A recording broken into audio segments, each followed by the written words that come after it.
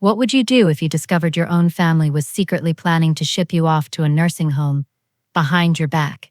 Well, let me tell you what I did when I caught my son researching facilities and lying to my face about it, and how I made sure he learned the hardest lesson of his life.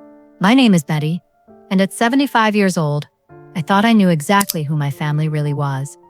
I was devastatingly wrong. The people I had spent my entire life loving, protecting, and sacrificing for were plotting to dispose of me like an old piece of furniture they no longer wanted cluttering up their perfect lives. But here's what they didn't count on.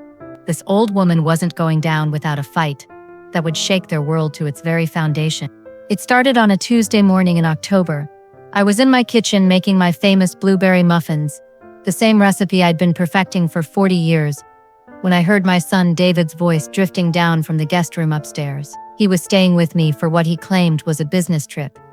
But I was beginning to suspect his real motives were far more sinister than securing new clients for his insurance company. "Yes, I'd like to schedule a tour for this Friday," David was saying into his phone, his voice carrying that businessman's tone he used when he was trying to close a deal. "My mother is 75, mostly independent, but we're concerned about her living alone. She's had a few incidents lately." "Incidents? What incidents?" I froze at the bottom of the stairs, my heart pounding so hard I was sure he could hear it 2 floors up.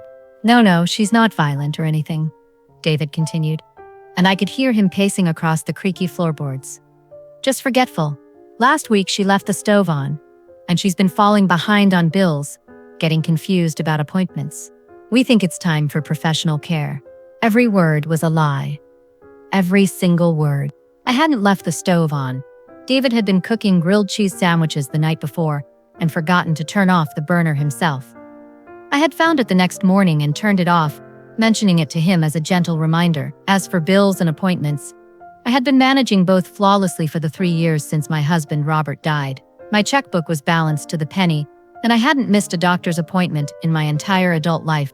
But David was rewriting history to create a narrative that would justify warehousing me in some facility where I would slowly waste away, while he and his wife enjoyed my house, my possessions, and probably my bank accounts. "The sooner the better," David was saying. "We were thinking maybe next month? She doesn't know we're looking yet. We want to present it as already decided. You know? Sometimes it's easier that way. Sometimes it's easier that way." As if I were a child being told we were moving to a new school, not a grown woman being shipped off to die in a place I'd never chosen to live. I stood there at the bottom of those stairs, feeling like someone had reached into my chest and squeezed my heart until it stopped beating. This was my son, the boy I had carried for 9 months, nursed through countless illnesses, taught to ride a bicycle, helped with homework every night for 12 years. The young man I had supported through college by working double shifts at the diner. The person I had always believed loved me as much as I loved him. But love wasn't what I was hearing in his voice. I was hearing convenience. I was hearing a man who had decided his mother was becoming too much trouble to deal with properly, so he was going to pay someone else to handle the problem. As David continued his conversation, making appointments and asking about costs and availability, I realized that I was listening to my own son planning my exile. He was discussing my future as if I had no say in it, no rights, no feelings that mattered. I was just an aging inconvenience to be managed efficiently. But what David didn't know, what none of them knew, was that his mother was far from the helpless old woman they believed me to be. And if they wanted to play games with my life, they were about to learn that I knew how to play those games better than they ever imagined. The first thing I did was exactly what any intelligent woman would do in my situation. I started gathering evidence. But the real shock was still coming, because David's phone call was just the beginning of a conspiracy that would rock me to my core and change everything I thought I knew about the people I loved most. The next few days revealed the true scope of their betrayal, and each discovery cut deeper than the last. I became a detective in my own home, carefully listening to conversations, watching body language, and piecing together a puzzle that painted a picture of my family I never wanted to see. Thursday evening, David's wife Jessica arrived for what they claimed was a social visit. She brought their twins, 8-year-old Emma and Ethan, who I adored and spoiled shamelessly whenever they visited. But this time, something felt different about the way Jessica looked at my house, my belongings, my life. While the children played in the backyard and I prepared dinner, I overheard Jessica and David talking in hushed tones in the living room. The house is in perfect condition, Jessica was saying, her voice carrying the calculating tone of someone evaluating real estate. Once she's settled in the facility, we could easily get $400,000 for this place. Maybe more with the current market. $400,000.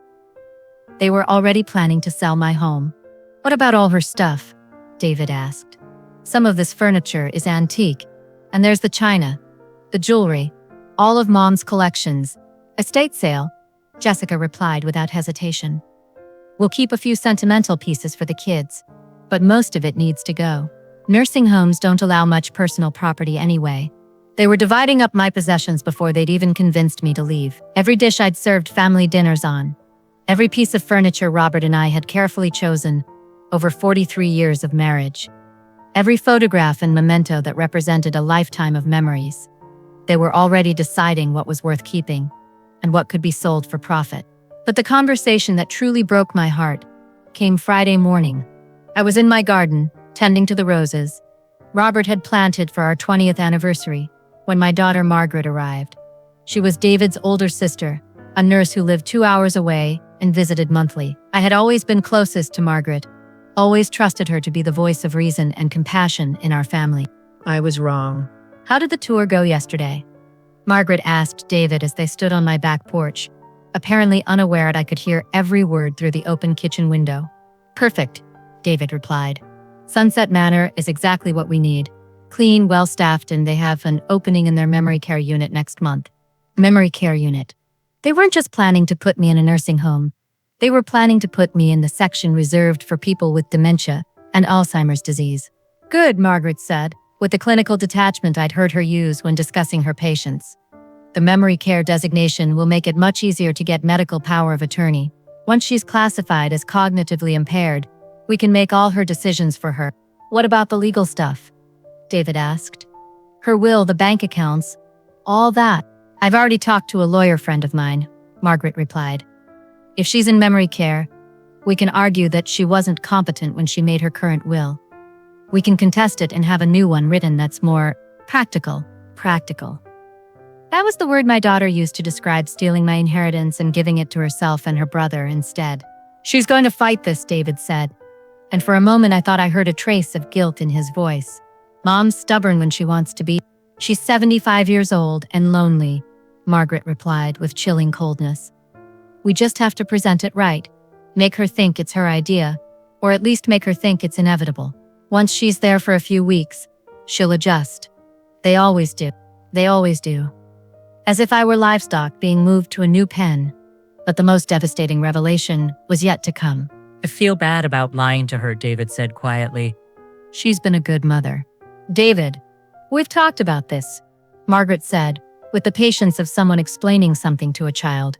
She's becoming a burden.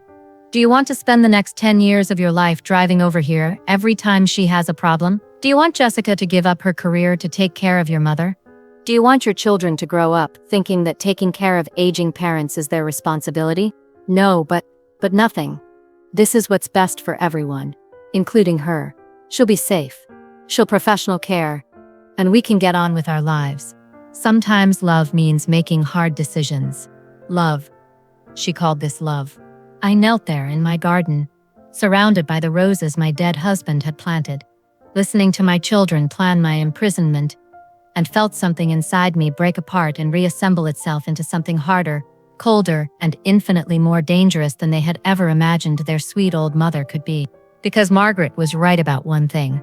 Sometimes love does mean making hard decisions. And I was about to make some very hard decisions indeed about what my children deserved and what they were going to get. But first, I needed to know exactly how deep this conspiracy went, and who else was involved in planning my destruction. The answer would shock me more than anything I'd heard so far. Saturday morning brought the most devastating revelation of all. My youngest daughter, Sarah, arrived with her husband Tom and their teenage daughter Riley. Sarah lived across the country in California and rarely visited, so I was initially delighted to see her, until I realized why she had really come. This wasn't a family gathering. It was a strategy meeting. They all assembled in my living room. like board members preparing for a hostile takeover. David and Jessica sat on the sofa. Margaret settled into Robert's old recliner as if she already owned it, and Sarah and Tom took the chairs by the window. Only Riley seemed uncomfortable, fidgeting with her phone and avoiding eye contact with everyone. I busied myself in the kitchen, preparing coffee and sandwiches, playing the role of the oblivious mother and grandmother, who was thrilled to have her whole family together. But I was listening to every word, and what I heard made me understand that this conspiracy was far more extensive and calculated than I had imagined. "So we're all in agreement?" Sarah was saying, her voice carrying the crisp authority she used as a corporate lawyer. "Mom goes to Sunset Manor next month. We sell the house, and we divide everything according to the plan we discussed. The financial power of attorney documents are ready," Tom added. He was an accountant, and apparently my family's designated expert on stealing old women's money. "Once she's officially classified as needing memory care, we can take control of all her accounts and assets." "What about her Social Security and pension?" Jessica asked. "Does that go to the facility?" "Most of it," Margaret replied. "But there will be plenty left over, especially once we sell the house and liquidate her other assets. We're talking about at least $600,000 in total, probably more." $600,000. They had calculated my net worth down to the penny, and were already spending it in their minds. "I still think we should tell her the truth," David said. And for a moment I felt a flicker of hope that one of my children retained some shred of conscience. "Just explain that we think it's best for her safety and—" "Absolutely not," Sarah interrupted sharply. "If we give her a choice, she'll fight us. And if she fights us, this gets complicated and expensive. We stick to the plan. We present this as a medical necessity that's already been decided." "What about the doctor?" Margaret asked. "We need someone to sign off on the memory care classification." "Already handled," Sarah replied with the satisfaction of someone who had thought of everything. "I've arranged for a geriatric psychiatrist to evaluate her next week. Dr. Reynolds specializes in these kinds of assessments, and he understands what we need, what they needed. A corrupt doctor who would declare me mentally incompetent in exchange for payment." "How do we get her to the appointment?" David asked. "We tell her it's just a routine checkup," Margaret answered. "I'll drive her. I'll brief Dr. Reynolds beforehand about her symptoms and concerning behaviors. Once he has that background, the evaluation will go exactly the way we need it to." They were planning to lie to a doctor about my mental state, fabricate symptoms I didn't have, and use that fraudulent evaluation to justify stealing my freedom, my money, and my life. But the conversation that truly shattered my heart involved my granddaughter Riley. "What about college money for Riley?" Jessica asked. "We promised we'd help with her tuition." "That's the beauty of this plan," Sarah replied with a smile in her voice. "Mom's been saving money for the grandkids' education. Once we have control of her finances, we can redirect those funds where they're actually needed." Riley looked up from her phone with confusion. "Grandma's been saving money for my college?" "Of course she has, sweetheart," Sarah said dismissively. "But she's getting old and confused about money. We need to make sure it's managed properly." Riley's face hardened with an expression that reminded me powerfully of myself at her age. "You mean you're stealing Grandma's money and lying to her about it?" "Riley, you don't understand," Tom started. "I understand perfectly," Riley snapped, standing up abruptly. "You're putting Grandma in a nursing home so you can steal her house and her money. And you're lying to some doctor to make it look legal." "That's enough," Sarah said sharply. "This is an adult conversation about complex family decisions. You're too young to understand." "I'm 17, not 7, Riley shot back. "And I understand that what you're doing is called elder abuse, and it's illegal." The room fell silent. My 17-year-old granddaughter was the only person in my family with enough integrity to call my children's plan what it really was, a crime. "Riley, go upstairs," Sarah ordered. "Now." Riley looked around the room at the faces of her parents, her aunt, her uncle, and her cousin's parents, and I saw her expression change from anger to disgust. "You're all horrible people," she said quietly. "Grandma Betty has always been good to all of us. And this is how you pay her back?" She stormed out of the room, and I heard her footsteps pounding up the stairs to the guest bedroom. But her words had created a crack in their united front, and I could feel the tension in the air like electricity before a storm. "She'll get over it," Sarah said, but her voice lacked conviction. Once this is all settled and mom is properly cared for, everyone will see that we made the right decision. But I could see that Riley's words had shaken them, especially David. He was staring at the floor, his jaw clenched, struggling with what might have been the last remnants of his conscience. However, their momentary discomfort wasn't enough to derail their plan. Within minutes, they were back to discussing logistics, when to schedule the fake medical evaluation, how to convince me to sign preliminary paperwork, when to schedule the move to Sunset Manor. They had thought of everything except one crucial detail. They had underestimated their mother. As I stood in my kitchen listening to my children plan my imprisonment and financial exploitation, I felt the last traces of motherly sentiment drain out of me like water from a broken bucket. These people had spent months, maybe years, planning this betrayal. They had researched facilities, consulted lawyers and doctors, calculated my net worth, and divided my possessions among themselves. And they had done it all while smiling at me, accepting my cooking, letting me babysit their children, and pretending to love me. But what they didn't know was that their mother had been paying attention. I had noticed the strange phone calls, the hushed conversations, the way they evaluated my house and possessions during recent visits. I had been suspicious enough to start keeping detailed records of everything they said and did. And now I was going to use those records to destroy them before they could destroy me. Because if my children wanted to play hardball with a 75-year-old woman, they were about to learn that some old women have been playing hardball since before they were born.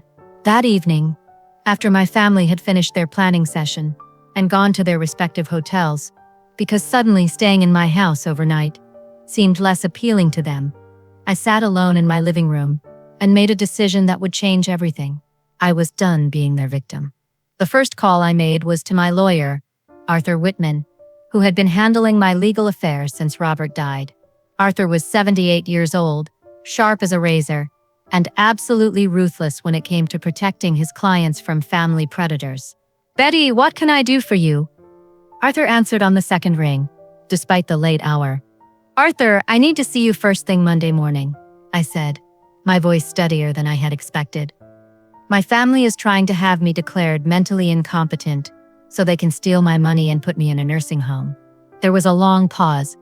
Then Arthur's voice turned deadly serious. "Tell me everything."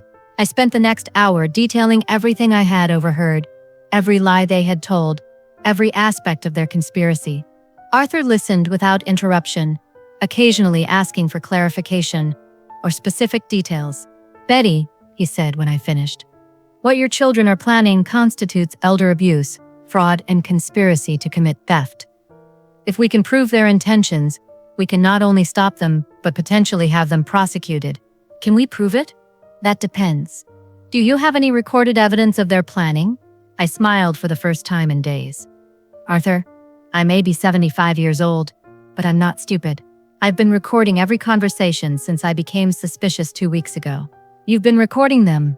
Every phone call I could overhear, every planning session, every conversation about my supposed mental decline. I've got hours of audio evidence of their conspiracy." Arthur chuckled with genuine admiration. "Betty, you never cease to amaze me." "Yes, we can definitely work with that. But first, we need to make sure you're protected." They mentioned a fake medical evaluation, Dr. Reynolds, scheduled for next Tuesday. Margaret is supposed to drive me there after briefing him about my amenorrhea symptoms. Not anymore. She isn't. I'm going to contact Dr. Reynolds directly and inform him that he's being asked to participate in elder abuse. I'm also going to arrange for you to have a legitimate psychiatric evaluation by a court-approved expert to establish your actual mental state. What about the nursing home? I'll contact Sunset Manor and inform them that you are not voluntarily seeking placement, and that any family member claiming to act on your behalf is committing fraud. They'll back away from this situation immediately. But Arthur wasn't finished. "Betty, there's something else we need to discuss. Your current will and estate planning, are your children named as beneficiaries?" "Yes, they inherit everything equally after I die. Given what they're planning, I strongly recommend we revise your estate planning immediately. People who are willing to commit elder abuse to get your money early don't deserve to inherit that money later." "What are you suggesting?" "A new will that reflects their actual behavior toward you. If they want to treat you like you don't, then they don't deserve to benefit from your estate. There are other ways to leave your legacy: charities, institutions, people who actually care about your welfare. The idea was appealing, but I wasn't quite ready to disinherit my children completely. Not yet. Arthur, I want to give them one chance to do the right thing. One opportunity to stop this plan and treat me with the respect I deserve. If they choose to continue with their conspiracy, then we'll discuss new estate planning. Fair enough. But Betty, you need to understand something. What your children are planning isn't just greed. It's a fundamental lack of respect for your autonomy, your intelligence, and your right to control your own life. People who would do this to you once will do it again if given the opportunity. Arthur was right, but I still had some hope that confronting them with evidence of their conspiracy might shock them back to their senses. Maybe if they realized that I knew exactly what they were planning, they would remember that they used to love me for reasons that had nothing to do with money. I was about to find out how naive that hope really was. The next morning, Sunday, my entire family gathered for what they thought would be a pleasant family brunch before Sarah and her family flew back to California. I had prepared all their favorite foods: Belgian waffles, fresh fruit salad, homemade sausage, and my famous cinnamon rolls. They sat around my dining room table laughing and talking, playing with the children, telling stories about their lives and cares. If you had walked into that room, you would have seen a loving family enjoying time together. You would never have guessed that most of the adults at that table were planning to destroy the woman who had cooked their meal. After we finished eating and the children were playing in the backyard, I made my move. Before Sarah and Tom leave, I said calmly, "There's something I need to discuss with all of you." They looked at me expectantly, probably thinking I wanted to talk about holiday plans or upcoming birthdays. Instead, I pulled out my digital recorder and placed it in the center of the table. "I know about Sunset Manor," I said quietly. "I know about Dr. Reynolds. I know about your plans to have me declared mentally incompetent. I know about selling my house, liquidating my assets, and dividing my money among yourselves. I know everything." The silence that followed was deafening. David's face went white. Margaret's mouth fell open. Sarah stared at the recorder like it was a bomb that might explode at any moment. "Mom," David started, his voice shaky. "I don't know what you think you heard. I think I heard my children planning to commit elder abuse." I interrupted calmly. "I think I heard you lying to each other about my mental state, fabricating symptoms I don't have, and conspiring with a corrupt doctor to have me falsely declared incompetent." I pressed play on the recorder, and their own voices filled the room. "The memory care designation will make it much easier to get medical power of attorney. Once she's classified as cognitively impaired, we can make all her decisions for her." Margaret's voice was crystal clear, and her face went from pale to green as she heard herself planning my imprisonment. "I've arranged for a geriatric psychiatrist to evaluate her next week. Dr. Reynolds specializes in these kinds of assessments, and he understands what we need." Sarah's corporate lawyer voice was equally clear, equally damning. "Sometimes love means making hard decisions," I said, echoing Margaret's words back to her. "You're right about that. And the hard decision I'm making is this. Your conspiracy ends now, or I will have all of you prosecuted for elder abuse, fraud, and conspiracy to commit theft." The table erupted in chaos. "You can't be serious," Sarah said, her lawyer instincts kicking in as she tried to regain control of the situation. "Mom, you're taking conversations out of context. We were just discussing options for your future care." "Options?" I interrupted, my voice rising for the first time. "Sarah, you arranged for a corrupt doctor to falsely declare me mentally incompetent. That's not an option. That's a felony." "Now wait just a minute," Margaret said, standing up abruptly. "We were trying to protect you. You're living alone in this big house. You've had some concerning incidents." "What incidents?" I demanded. "Name one actual incident that justifies having me locked away in a memory care unit." Margaret faltered. David jumped in to help her. "Mom, you left the stove on last week." "You left the stove on, David. I found it and turned it off. You were making grilled cheese sandwiches and forgot about them when Jessica called." "But you've been forgetting things." "I haven't forgotten a single thing that matters. I remember every lie you've told me in the past month. I remember every fake expression of concern while you were planning my imprisonment. I remember every calculation you made about my net worth while pretending to love me."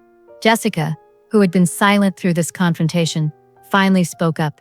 "Betty, you have to understand. We were thinking about your safety. We love you, and we want what's best for you. No, Jessica, I said, turning to look directly at her. You want what's best for you? You want my house, my money, and my possessions?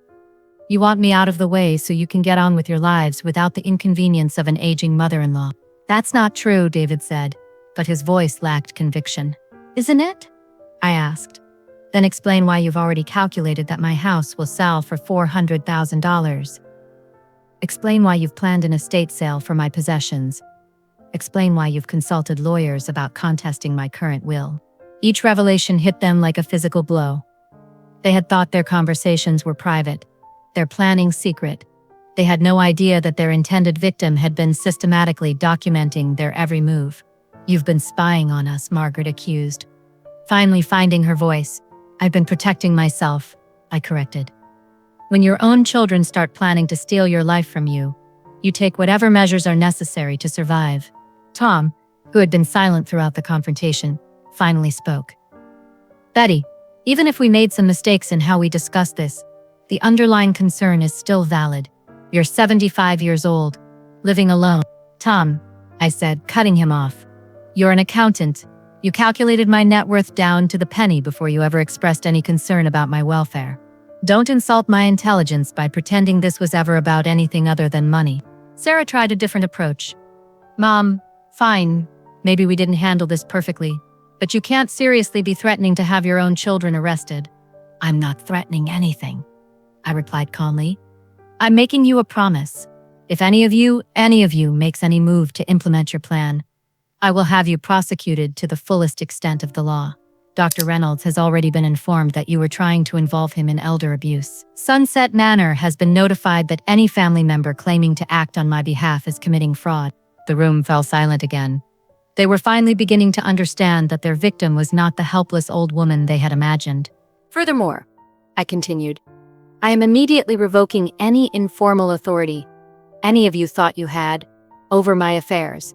You are not welcome to make decisions about my medical care, my living situation, or my finances. If I need help with anything, I will ask for it explicitly. Until then, you will treat me as the competent adult I have always been. Mom, David said desperately. We're your family. We love you. David, I replied sadly. People who love me don't lie to doctors about my mental state. People who love me don't plan to steal my money and sell my house behind my back. People who love me don't refer to me as a burden to be managed efficiently. The truth was finally out in the open, and none of them knew how to respond to it. But I wasn't finished. There's one more thing, I said, reaching into my purse and pulling out 3 envelopes. I spent last night writing each of you a letter. These letters detail exactly what your conspiracy has cost, not just in terms of money, but in terms of trust, respect, and love. I handed each of my children an envelope. You can read these now or later, but you will read them because they explain exactly how your relationship with me is going to work from now on. Margaret opened her envelope first. I watched her face as she read, seeing her expression change from defiance to shock to something that might have been shame. David and Sarah followed suit. The letters were different for each of them, tailored to their specific roles in the conspiracy, but they all carried the same message. Their actions had consequences, and those consequences were starting immediately. Mom, Sarah said quietly after finishing her letter, you can't cut us out of your life completely. I'm not cutting you out, I replied, but I am redefining our relationship based on your actual behavior rather than my hopes for what you might become. If you want to be part of my life going forward, you'll need to earn that privilege through actions, not words.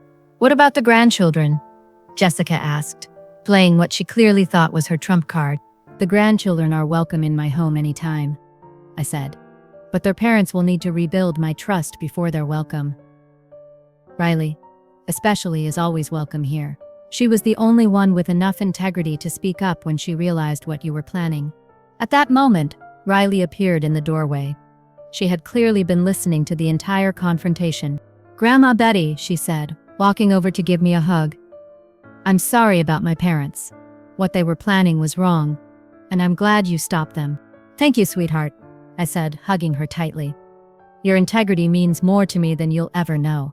Riley turned to face her parents and the rest of the family. I'm embarrassed to be related to all of you, she said with the brutal honesty only teenagers can manage. Grandma Betty has always been nothing but good to us, and you repay her by trying to steal her money and lock her away. You should all be ashamed of yourselves. And with that, my 17-year-old granddaughter accomplished what I had been trying to do all morning. She left them speechless. The family brunch ended with my children and their spouses leaving my house in various states of anger, shame, and confusion. Some tried to argue further, some attempted apologies that rang hollow, and some simply gathered their belongings and left without another word. But they all left understanding one crucial fact. The helpless old woman they had planned to victimize was gone forever, replaced by someone who knew exactly who they really were and what they were capable of. The aftermath of that confrontation taught me more about my family than 40 years of holidays and birthday parties ever had. Some of my children tried to pretend the whole incident had never happened, calling me a week later to chat about weather and grandchildren, as if they hadn't just been caught planning to steal my life. Others attempted elaborate apologies that focused more on explaining their motivations than acknowledging the harm they had intended to cause. But the most revealing response came from Margaret, who called me 3 days after the confrontation. "Mom," she said without preamble, "I think you're overreacting. We made some mistakes in how we communicated, but our concerns about your living alone are still valid." "Margaret," I replied calmly, "you plan to lie to a doctor about my mental state and have me falsely committed to memory care. That's not a communication mistake. That's elder abuse." "You're being dramatic," she insisted. "We would never have actually gone through with it if you had objected." "You mean you would never have gone through with it if I had found out and stopped you?" "That's not what I meant, and you know it." But it was exactly what she meant, and we both knew it. Margaret was a nurse. She understood better than anyone what being placed in memory care would mean for my autonomy, my dignity, and my future. She had planned to destroy my life for convenience and profit, and even now she couldn't bring herself to acknowledge the magnitude of what she had been willing to do. David's response was different, but equally revealing. He sent me a long email explaining that he had only been trying to protect me from the dangers of living alone at my age. He listed statistics about elderly falls, home invasions, and medical emergencies. He talked about how much he worried about me and how difficult it was to live so far away knowing I might need help. What he didn't mention was the $400,000 he had planned to get from selling my house, or the inheritance he had been planning to claim early by having me declared incompetent. His email was a masterpiece of selective memory and self-justification. Sarah, true to her lawyer training, sent me a formal letter acknowledging that there had been miscommunications about my care and offering to work together to find mutually acceptable solutions to the challenges of my aging process. She managed to write 3 pages without once admitting that she had tried to defraud me or acknowledging that her actions had been wrong. But the most important response came from Riley. My granddaughter called me the evening after she returned to California with her parents. "Grandma Betty," she said, "I wanted you to know that I told my friends at school what my parents were planning to do to you. And I told them how you caught them and stopped them. Everyone thinks you're a total badass." I laughed for the first time since this whole ordeal began. "A badass? Am I?" "Absolutely. You're like a superhero, but instead of fighting crime in the streets, you fight crime in the family. And you totally won." "I did win, didn't I?" "You crushed them," Riley said with obvious satisfaction. "And they deserved it. I just wanted you to know that not everyone in this family is horrible. Some of us actually love you for real." "I know you do, sweetheart. And that means everything to me." Riley hesitated for a moment, then said, "Grandma Betty, can I ask you something?" "Of course." "Are you going to forgive them?" It was a fair question, and one I had been wrestling with since the confrontation. "Riley, forgiveness is complicated. When it comes to family, I can forgive them for being greedy. Greed is human, and humans make mistakes. But I can't forgive them for thinking so little of me that they believed I wouldn't fight back. And I can't forgive them for being willing to destroy my dignity and independence for money." So what happens now? Now they learn to live with the consequences of their choices. And I learn to live with the knowledge of who they really are when they think money is at stake. 6 months have passed since that terrible Sunday brunch. And the dust has finally settled into a new normal that none of us expected but all of us have had to accept. David calls me once a week, usually on Sunday evenings. Our conversations are polite, but distant. He asks about my health, tells me about work and the kids, and carefully avoids mentioning anything related to money, housing, or my future care. Sometimes I can hear the guilt in his voice, but he has never offered a genuine apology for what he planned to do to me. Margaret visits once a month, usually bringing groceries and offering to help with household tasks. She is trying, in her own way, to rebuild our relationship, but there is a weariness between us now that wasn't there before. She knows that I know exactly what she is capable of, and I know that she still believes her concerns about my living alone were legitimate, even if her methods were wrong. Sarah sends birthday cards and calls on holidays. We exchange pleasantries about her work and Riley's school activities, but the easy intimacy we once shared is gone forever. She hurt me in a way that can't be undone with polite conversation and family updates. But the most significant change is in my own life. I am no longer the trusting mother who assumed the best about her children's motivations. I am no longer the woman who took their love for granted or believed that family bonds were unbreakable. I have become someone harder, more careful, and infinitely more aware of my own strength. I hired a full-time housekeeper, not because I need help with daily tasks, but because having someone in the house provides security and companionship. I updated my will to reflect my new understanding of my children's characters. They will still inherit, but far less than they would have before, and with conditions that ensure they can never use their inheritance to hurt other elderly family members. I also established a foundation to help other elderly people protect themselves from financial abuse by family members. Riley helps me run the website and social media accounts, and we have already helped dozens of seniors recognize and stop exploitation attempts by their own relatives. But the most important change is that I am no longer afraid. I am not afraid of living alone because I have proven that I can protect myself from threats that come from inside my own family. I am not afraid of aging because I have learned that wisdom and experience can be more powerful than youth and greed. And I am not afraid of my children anymore because I know exactly who they are and what they are capable of, and I am prepared for anything they might try in the future. 3 weeks ago, David called with what he clearly thought was wonderful news. Mom, Jessica and I have been talking, and we think it might be time for you to consider moving closer to us. Not into a facility or anything, he added hastily, but maybe a nice apartment or condo in our neighborhood. That way we could help you more easily, and the grandkids could see you more often. I listened to his pitch with amusement. He had learned to be more subtle in his manipulation, but the underlying message was the same. He wanted me where he could monitor and control me. David, I said when he finished, I appreciate your concern, but I'm perfectly happy where I am. I have friends here, activities I enjoy, and a life I've built over decades. I'm not moving anywhere unless I decide I want to. But Mom, what if something happens?